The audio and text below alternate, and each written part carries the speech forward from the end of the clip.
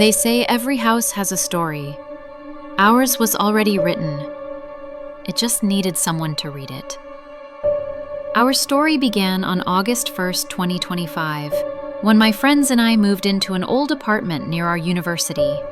We were just students looking for a home, but we found a witness to something terrible. And we were about to become the next victims. It all started on a quiet Tuesday. What do you think this is? We were all laughing, joking, and cleaning up the place. I'm Gemma, by the way. I'm the kind of person who always tries to find a logical explanation for everything. Then there was Sarah, the heart of our group, always positive and the first to offer a hug. Alex was the practical one, a natural leader who could fix anything. Mia was the artist, a bit shy but with an incredible eye for detail. And Daniel, he was the spiritual one, always talking about auras and energies. We didn't know we were cleaning up a tomb. It wasn't until I found the carvings that I felt the shift. It was a faint, unsettling moment that I should have paid more attention to, but I just dusted it off as an old, harmless detail. The whispers started soon after. Faint at first, a whisper on the wind. We had all settled in, each in our own room, trying to make the place feel like home. But the house wasn't done with us. The sounds began. We all heard them, but we dismissed them, thinking it was just the old building settling. But for Daniel, the spiritual one, the sounds were more. One late night, he went to the bathroom and saw it. Words appearing on the mirror, written in what looked like blood. He was terrified, but he didn't want to alarm us, so he kept it to himself. He couldn't sleep a wink that night. The next morning, he was pale and shaken, and he told us everything. We rushed to the bathroom, but of course, there was nothing there. Right here. Just a clean, white wall. We looked at him, and he looked at us, and for the first time, we were truly scared. The whispers weren't just in Daniel's head anymore. They were everywhere. The house had started to feed on our fears, turning the smallest moments into a powder keg. Our friend Sam, a sunny, easygoing person from outside our bubble, came over for breakfast. It was an attempt to bring back some normalcy.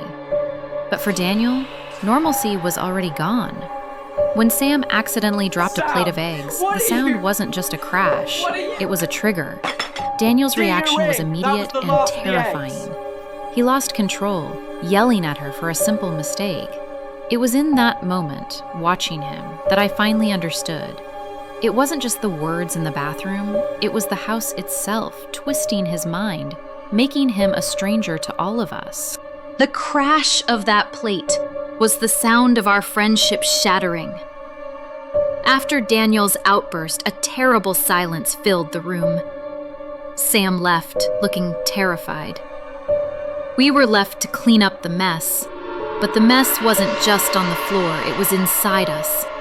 Daniel locked himself in his room, and for the first time, we were no longer a group. We were 4 people trapped with a 5th who had become a stranger. That was the day the house stopped being subtle. The whispers became louder, the shadows became darker, and the walls... They started talking back. After Daniel locked himself away, hurt us? We were prisoners in our own home, trapped with a ticking time bomb behind a closed door. The real horror wasn't what was happening to Daniel. It was the sickening realization that whatever was controlling him was now looking for its next victim. And we were all a part of its game. I could feel its cold gaze on us, waiting. The whispers were no longer just a shared dread. They had become personal. They knew our names. They knew our secrets. They found us when we were alone, targeting our deepest fears. For Alex, the practical one, they spoke of his failures and the debts he couldn't pay. For Mia, the artist, they slithered into her mind, telling her she was a fraud and her art was worthless. They crawled through the vents and whispered our nightmares into existence. We tried to cover our ears, to sing over them, to pretend they weren't there. But the more we fought, the louder they became. This wasn't just a house. It was a predator. And its favorite food was our sanity. It wasn't about scaring us anymore. It was about breaking us down. One memory, one fear at a time. What would they say to me? And who would be the first to break completely? The whispers weren't the only things changing. The house itself was starting to react to our fear, almost as if it was feeding on it. The faint carvings I had dismissed as old decorations were now deepening, twisting into grotesque shapes right before our eyes. The walls were mirroring our growing terror, solidifying our nightmares into the very structure of the apartment. We tried to ignore it, to tell ourselves it was just our imagination running wild. But the cracks in the plaster began to snake across the ceiling, like veins of a living thing. The paint bubbled and peeled, revealing new, menacing symbols beneath. The house wasn't just haunted, it was alive, and it was hungry. Every creak, every groan was the sound of it breathing, shifting, getting ready. We knew we were trapped now, but we didn't know what the walls were preparing to do next. What would happen when the house finally decided it had enough of just whispers? Fear has a way of making you desperate. After the whispers became a constant chorus, our only thought was escape. We rushed to the main door, but it was sealed shut. Not just locked, but as if it had been welded into the frame. Alex, the practical one, used all his strength, but it wouldn't budge. We then ran to the windows, but a strange, impenetrable darkness had consumed the outside world. We screamed for help, our voices echoing back at us in the dead of night. We pounded on the walls, hoping someone, anyone from the neighboring apartments would hear us. But there was no sound from the other side. The house wasn't just a prison, it was a tomb. It had cut us off completely, not just from the outside world, but from our humanity. We were alone. We were finally trapped. What would it do to us now that we were completely at its mercy? Trapped and terrified, our fear began to turn inwards. The silence was punctuated only by our shaky breathing and the persistent, mocking whispers from the walls. We knew we were trapped, but we didn't know who was to blame. It was then that a small piece of paper slid from under Daniel's door. His words, scribbled in a frenzied hand, weren't an apology or a cry for help. They were an accusation. He claimed one of us was responsible for all of this, that one of us had invited the evil into the house. He didn't name them, but the doubt was planted. We looked at each other, and in every terrified glance I could see the question burning in our eyes. Who did he mean? Who could have done this to us? The house wasn't just a prison. It was a courtroom, and we were the defendants, waiting to be convicted by a madman. The accusation on that crumpled note didn't just break our trust, it shattered it beyond repair. We no longer looked at each other as friends, we looked at each other as suspects. We were a group of 4 now, huddled in a room, but we were more alone than ever before. The whispers from the walls, once a general terror, now became a targeted personal weapon. They slithered into the silence between us, feeding our paranoia and picking apart our very souls. A whisper in Sarah's ear would mention a secret I had told her years ago, a promise I had broken. Another whisper in Alex's ear would remind him of an old argument with Mia, twisting his words and planting a seed of doubt that she always hated him. The house was no longer just an evil entity, it was a master manipulator, a puppeteer pulling the strings of our insecurities. It was turning us against each other, using our own pasts as a tool for our destruction. We were trapped in a room together, but we were fighting a war against an enemy that knew us better than we knew ourselves. We tried to cover our ears, but the whispers were in our heads. We tried to look away, but the paranoia was in our eyes. We were no longer fighting the house, we were fighting each other. And when the very people you love and trust become your biggest threat, what's left to fight for? The whispers had fractured us from within. But now, the house was ready to turn our internal fears into a terrifying, undeniable reality. It began with Alex, the practical one, the leader who always had a solution. He tried to stay calm, to rationalize, to fight against the rising tide of insanity. But he was a logical man fighting an illogical evil. He saw the shadows first, not just flickers in the dark, but things that slithered across the walls like living things, gathering in the corners as if they were watching, waiting. He tried to rationalize it, a trick of the light, an old house's quirks. But the whispers knew better. They mocked his rationality, their hissing voices speaking directly to his deepest insecurities. They told him he was failing to protect us, that his strength was a lie, that his leadership was nothing but an illusion. We watched as the rock of our group began to crack. His face went pale, his hands trembled, his eyes darted from shadow to shadow.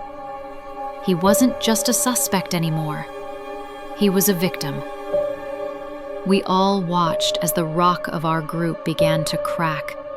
His practical mind, the very thing we depended on, was now a liability. And if Alex, the strongest of us, could break so easily, what hope did the rest of us have against the darkness that was now taking physical form? Alex had seen the physical horror. But for Sarah, the heart of our group, the house chose a more intimate, more terrifying battlefield: her mind. She tried to cling to her positivity, to believe we would get through this. But every time she closed her eyes, the house was waiting. She began to have nightmares. Not just bad dreams, but a terrifying new reality where the faint carvings on the walls I had seen on our first day came to life. The strange numbers and symbols pulsed with a malevolent light, bleeding black ink onto the plaster, whispering their names and secrets directly into her ear in twisted, sickening voices that sounded like our own. She would wake up screaming, her face drenched in sweat, her positive demeanor shattered. Her nightmares weren't just a product of fear. They were a direct, horrifying message from the house itself. A message that it could reach us even in our sleep. We watched her break, her hope fading with every terrified scream. She was the one who kept us together. And now she was a frightened child, afraid to close her eyes.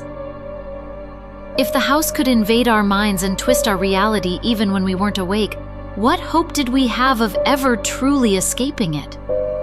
What could we do when our own dreams had become another part of the prison? With Alex's logic shattered and Sarah's hope gone, we were a ship without a rudder, drifting in a sea of pure terror. It was then that Mia, the artist, proved to be our unlikely savior. While we were lost in our own despair, she was focused on the details. She started to sketch the carvings on the walls, trying to make sense of the madness. Her artist's eye saw not just random lines, but a pattern, a sequence, a terrifying rhythm. She worked for hours, her hands trembling, her eyes wide with a horrifying realization. The carvings weren't just symbols.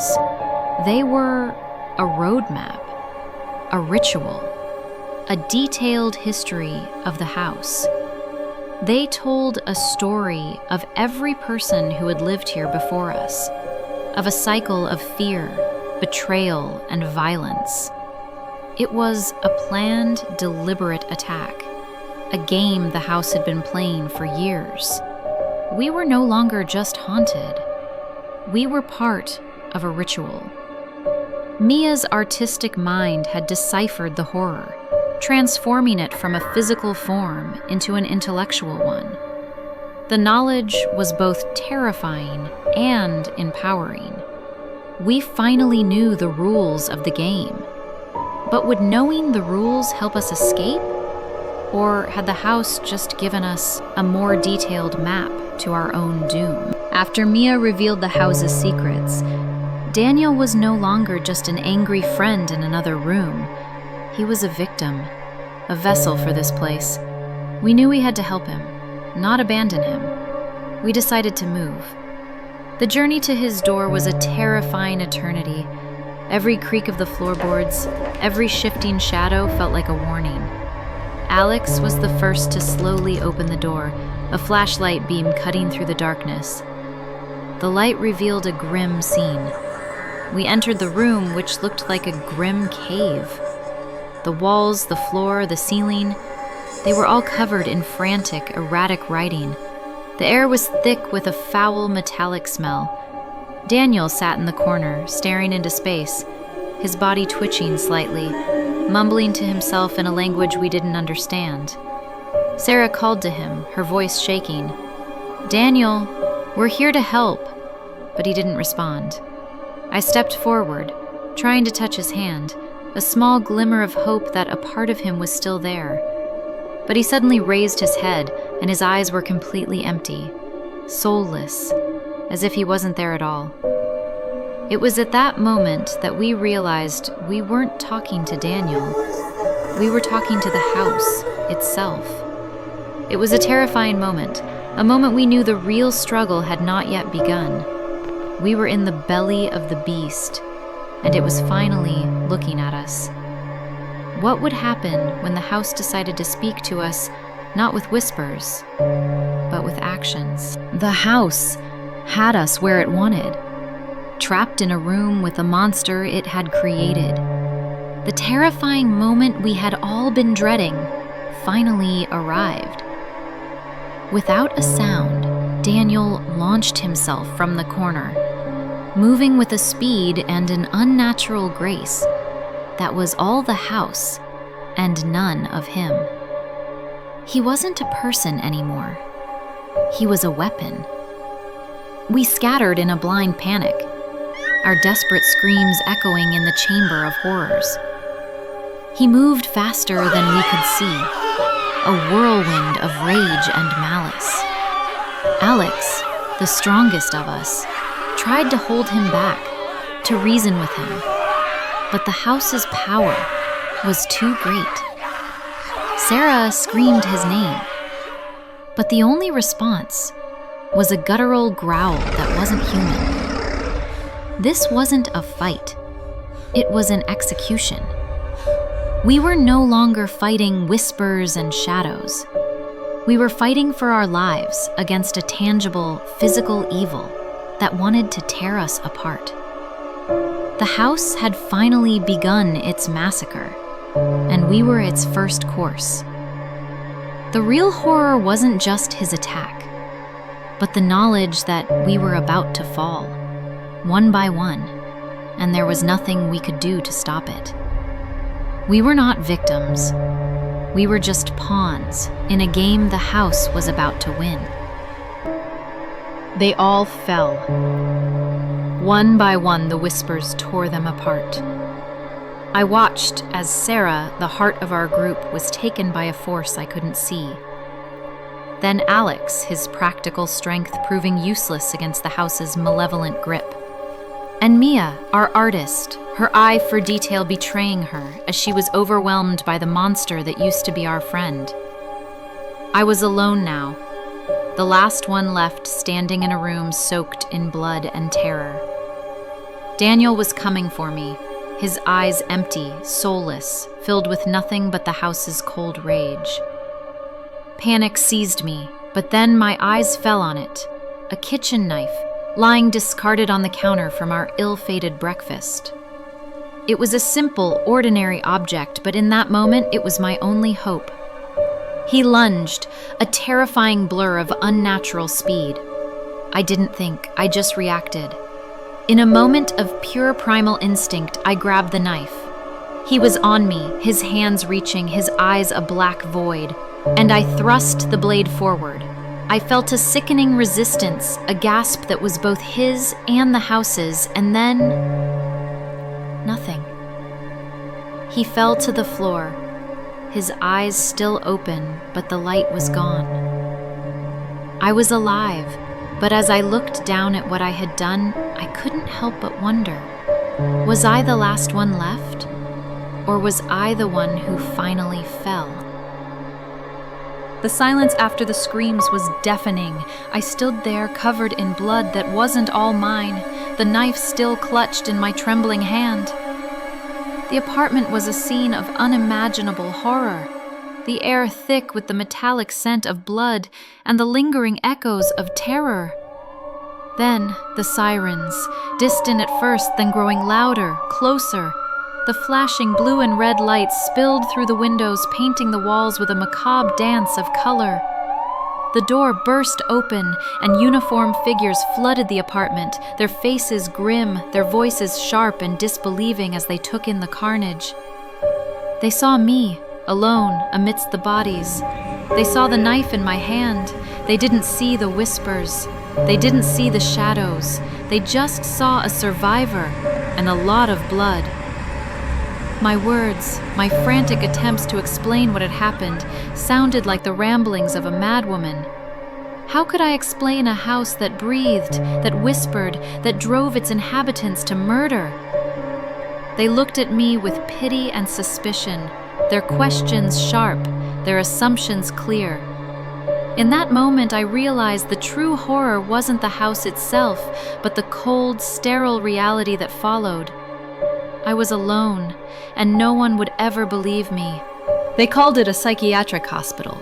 They said it was a place of healing, of safety. But to me, it was just another prison. The sterile white walls, the empty hallways, the smell of antiseptic. They were a cold, calculated kind of terror. It was the complete opposite of the apartment, yet the fear was exactly the same. The whispers had been silenced in the back of the police car, replaced by the mundane sounds of sirens and the cold, professional voices of the officers. But the moment the door to my new room closed, they returned. Faint at first, a distant echo in the quiet, then growing louder, more intimate. They weren't just in the apartment, they were in the house itself. I looked at the other patients, their vacant stares, their silent mumblings, and I knew I wasn't alone. I saw the same fear in their eyes that I had seen in mine. The house hadn't just followed me here. It had been here all along, waiting. And I was just the latest arrival to its newest, most terrifying room. There was no escape. The cycle hadn't ended. It had just moved locations. Our story ends here. But has the horror truly ended? Did Gemma manage to escape the apartment's curse? Or has she become a part of it? If you liked the story, don't forget to support us with a like. Tell us what you think in the comments and subscribe to our channel.